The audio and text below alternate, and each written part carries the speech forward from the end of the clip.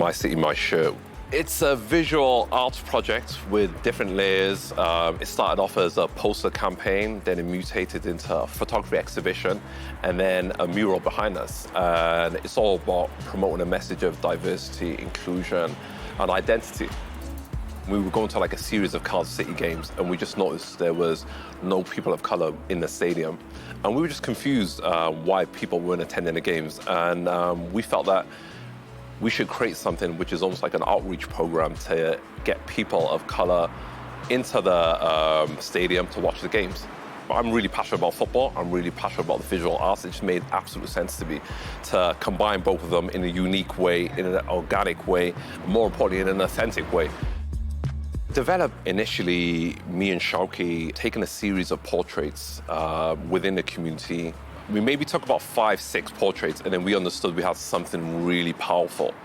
When we started doing the posters, the initial idea was to create an engagement, not just with the fans, but with the local communities. We just wanted to express our voice through creativity, you know. Many people haven't seen black people wearing a Cardiff City shirt, right? It's not something that's readily identifiable, or people don't really make that connection instantly. Judging that reaction, engaging that reaction, I knew we had something of note.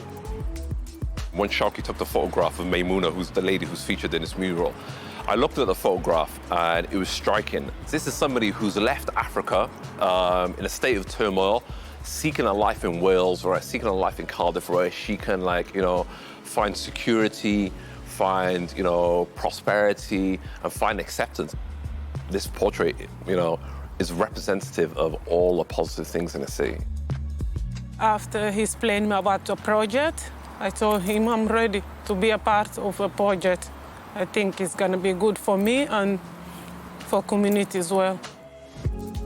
We have a very talented street artist by the name of Bradley, who's a Cardiff boy, born and raised very locally. The minute we got to sitting down, he instantly understood the message behind the work. We were living in the car park for like 3.5 days, just watching Bradley put it together. With Maimouna, with like Yusuf, he always liked to kind of surprise her, and she didn't know that it was gonna, you know, it was gonna be her on the wall.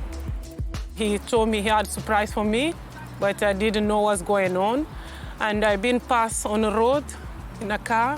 I saw my face on the wall. It was shock and an amazing moment for me. She drove over and almost ran into the lamppost behind us. I'm not an emotional guy, but just to see her celebrating in such a way, coming from such adversity, it was just a beautiful moment, honestly.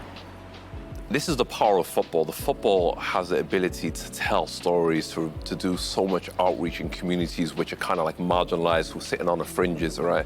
When you're talking about race and when you're talking about identity, these are uncomfortable conversations to, you know, to have at the best of times, right? So to create some art which will allow people to have conversation in a very positive manner, it's just been a blessing all around.